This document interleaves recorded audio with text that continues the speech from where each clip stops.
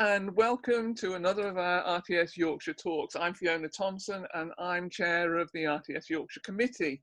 Today I'm joined by Andrew White, who is not only one of our committee members, but he is also the person behind the series Walks Around Britain. And he's not just behind the series, but he's actually in front of the camera. So welcome, Andrew. Thank you for joining me today. And tell me, how are you doing with this whole lockdown business? Well, it's been challenging because I normally work from home, and my wife, who's a childcare solicitor, she normally works 1 day a week from home, so she's kind of used to working from home, and their organisation's been set up so that can happen. So she quite early on was working from home, and then of course the schools closed, so my 16-year-old and my 11-year-old were both homeschooling, so I was flitting between doing whatever I was trying to do, some work and stuff, and also trying to do a bit of homeschooling and things like that. So it's I think challenging is probably the apt word to be using for this. It's easy to forget, isn't it, that people are still doing their day jobs, even if they might be working from home. Plus, then there's a homeschooling, and then there's being the family and looking after each other, but not able to actually call on other people for help and all that sort of thing. So it's challenging times. But have you still been able to go out and do your programme? Yes, that's the great thing, is that the way that our series works is that we've always used a small crew, and we've always been able to sort of remote work. So it's actually fitted quite nicely into how the lockdown has worked. I think the most challenging thing was sort of towards the start of it, when there was a lot of concerns and because I think the guidance wasn't very clear as to who could still go out to work. So when I was going out filming, I did get some people saying to me, "Are you a key worker?" And I said, "Well, actually, no, that's not how, you were still able to go to work, and if you weren't able to work from home, and clearly if I'm wanting to film a walk in Richmond, I can't do that from home, so I've got to do it from wherever I need to go into film." So, but it was challenging from the point of view of trying to make sure that everybody was safe, and trying to, I suppose, also put in what Pact and the broadcasters now have brought out, but actually doing that before there was any sort of guidance to that. So that was difficult. So tell us about your series, Walks Around Britain. What's the basic premise of it for those people who haven't watched it? Well, it's one of those one-seal programs. It does exactly what we say on the tin. The idea is that there are around 11 million people who go walking, usually, who normally go walking in this country. And there's about 22 million people who are deemed to be less physically active. And the idea was to try to make a program which appealed to walkers, but also wasn't exclusively walking based, that you could actually, as a non-walker, you could watch it and hopefully becoming inspired to go out and do walking. Because I think a lot of people have an idea that walking is what I call mountains and mint cake, that you've got to go to the Lake District, you've got to go to Scotland or somewhere like that to go walking, or you've got to have a long distance trail walk, and not everybody wants that. So, and I think that a lot of the existing TV programs kind of still fitted into that genre. It was great walks with a view and things, and not everybody lives near those kinds of areas or could travel to those kinds of areas.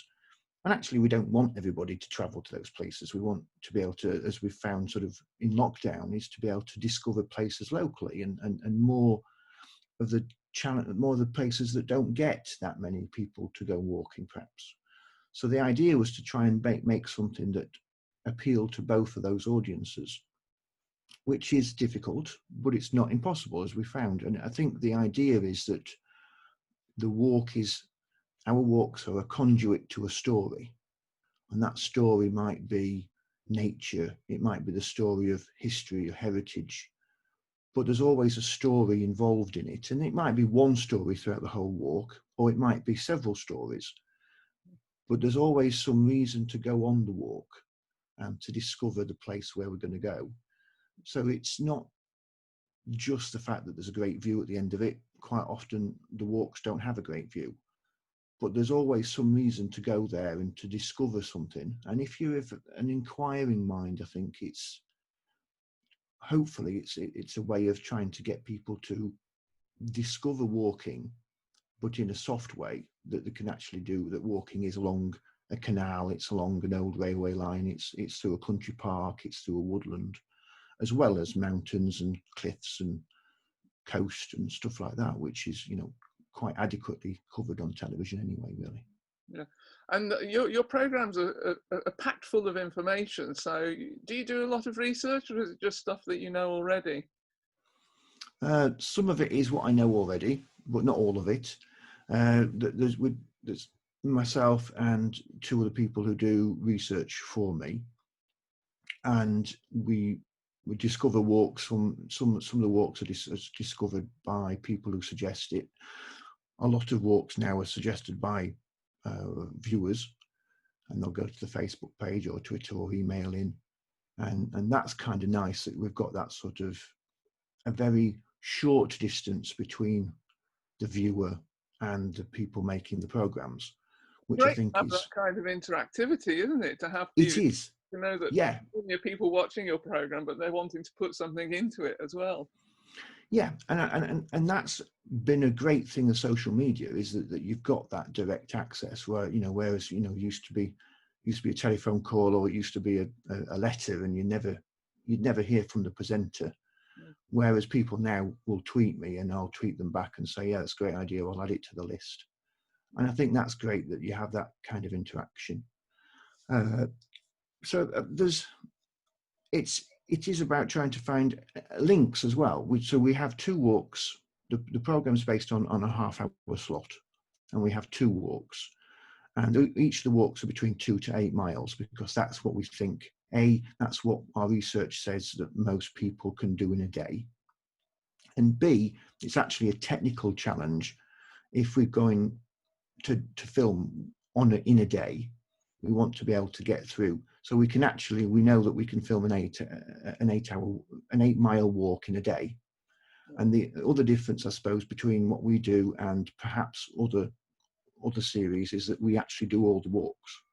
So whether we actually do them on location at the time when we're filming, sometimes it's logistically challenging, and we have to carve between various places.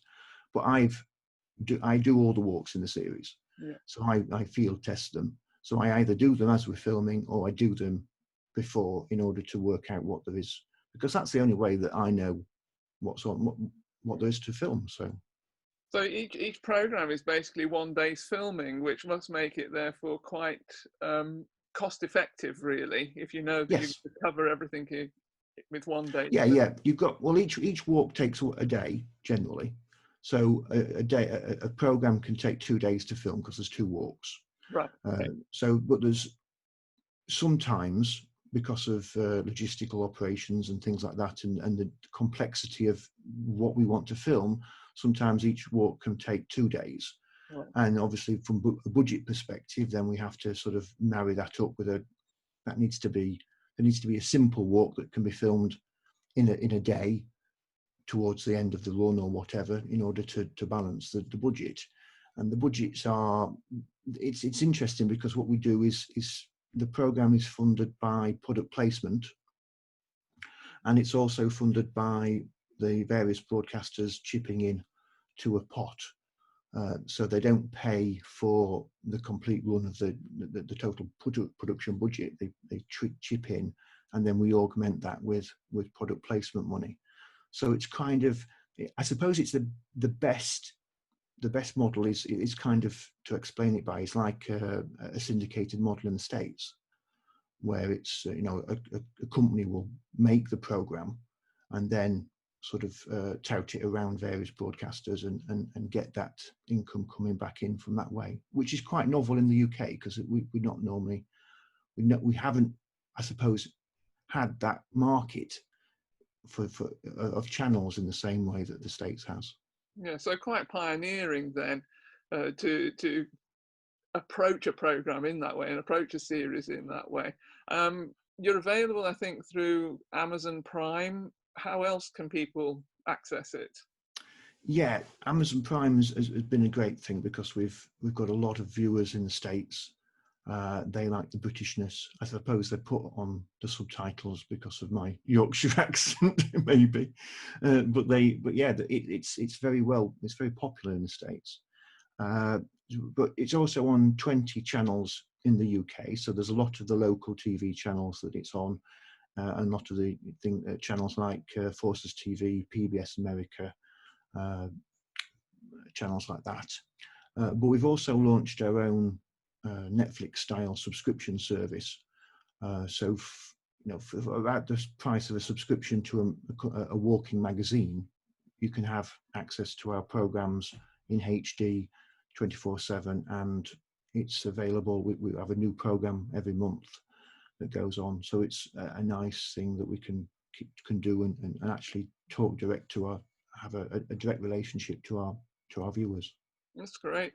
And tell me about production then. When you're actually out with the cameras, is it you, a camera person? Is that it? Or are there a few more people around? And who does the editing and who pulls it all together? Well, filming depends on the complexity of the walk and what we want to do with it.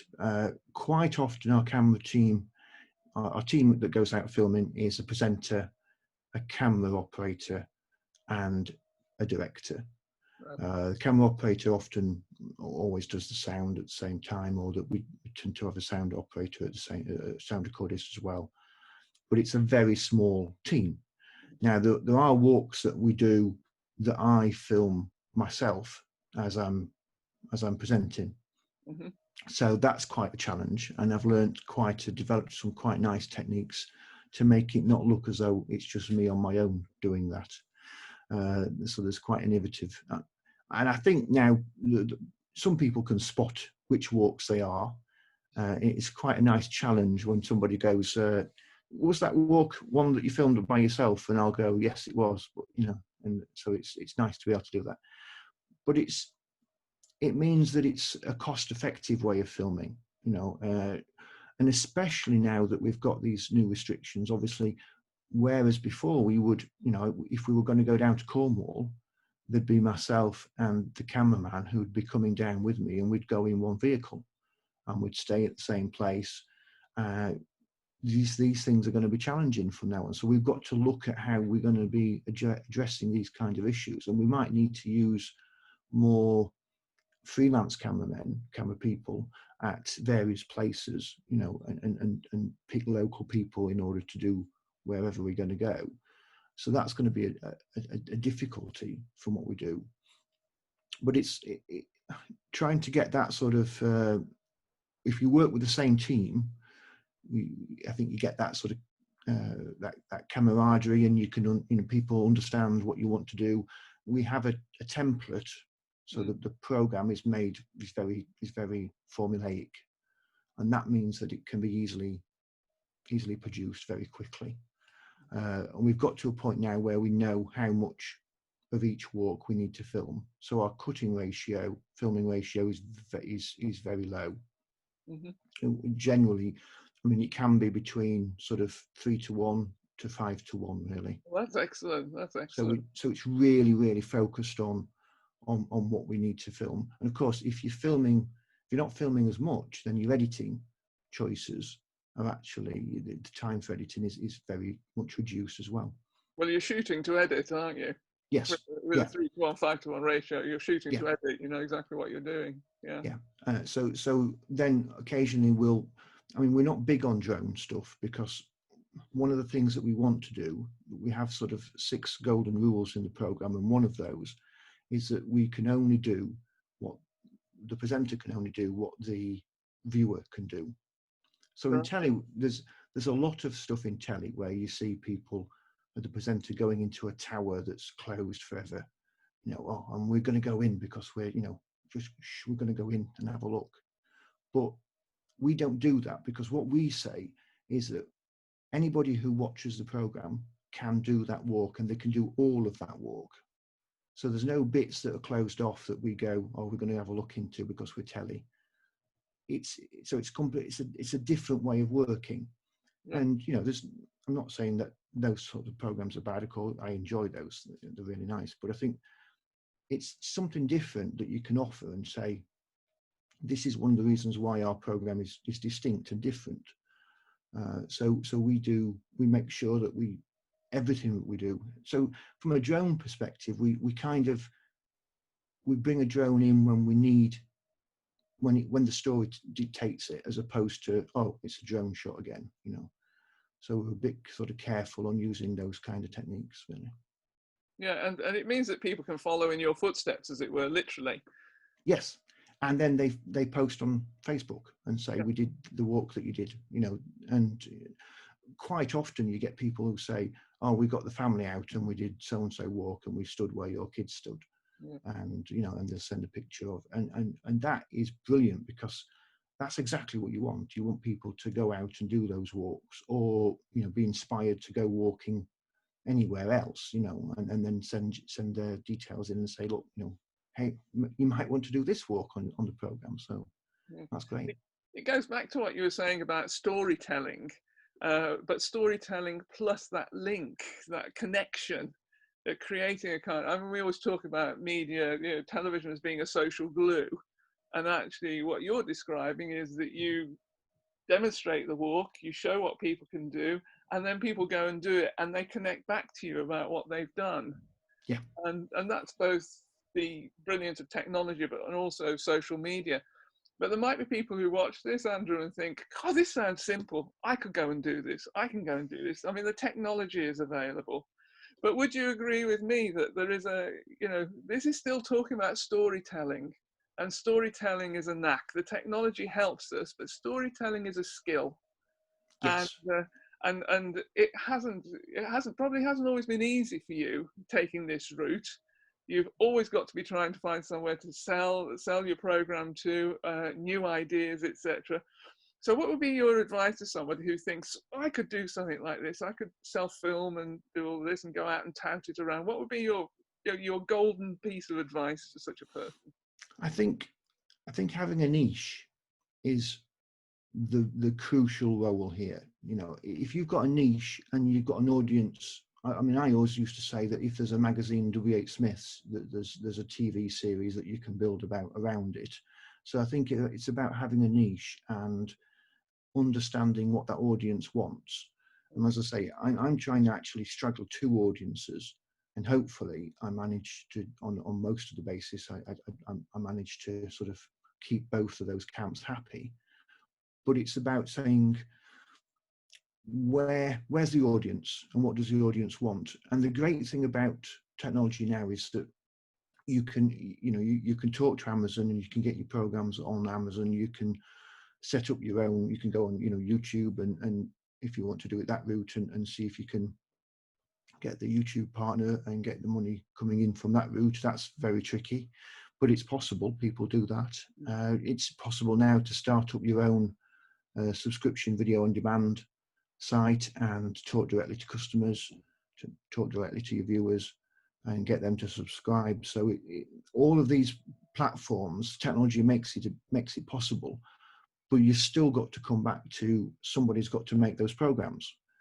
Somebody's still got to have those visions of how to pull a program together and make something that people are going to want to watch. I think what was interesting, I find interesting, is I did just at the start of lockdown, I did BBC Up North asked me to go and do be a part of a report about going out and safely and things like that. So we went to a local spot in Doncaster, and it's interesting because I'm normally the one either directing myself, or I'm directing somebody else. And I'm thinking of camera angles. I'm thinking of how this is going to cut together. Are we crossing the line? Does that work? How can I squash this sequence together? All of those sorts of things. And if you're presenting at the same time, that's quite challenging. And it was only when the cameraman of the reporter were working together to try and figure out how this package was going to edit together and cut together and how they were going to film it, that I realized actually I'm quite good at this, because you never really think of whether you're any good. I don't, it never occurs to me. I just go on, I just keep thinking at one point, I'm going to get found out for being a fraud here.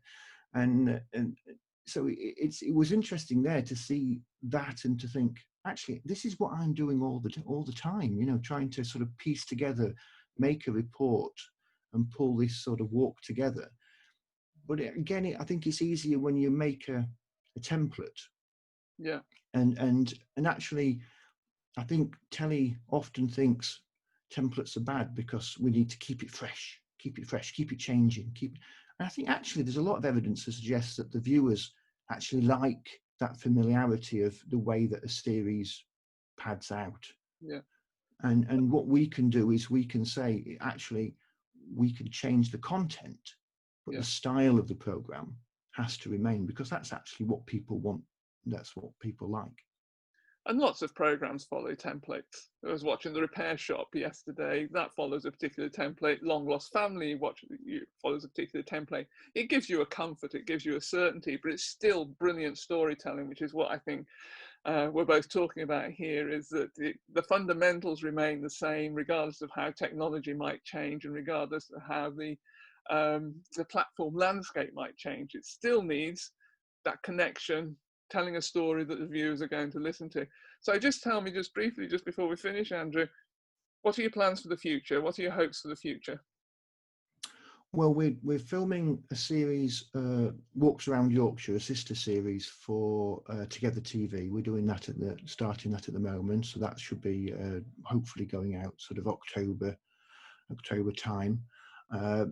We want to be moving forward and doing more things with the series, but we've also got some plans for other series as well as a production company. So we've got some ideas in fires and a big documentary about Kinder Scout. The mass trespass on Kinder Scout it's the 90th anniversary of that in 2022. So we're working on a film about that at the moment as well. So it's quite busy. So you're busy, aren't you? And on top of that, Yes. you've got working from home, you've got homeschooling and all that sort of thing. So, well, thank you for taking the time today in your very busy schedule to talk to us. This will be going up on the RTS YouTube channel.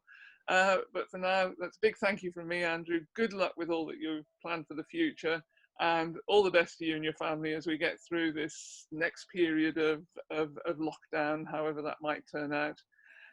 Thank you very much. And we'll see you back on the screen walking around Britain. And that's all from us now. Until the next time we're here back on RTS Yorkshire Talk. So thank you for joining us and take care. Look after yourselves. Bye now.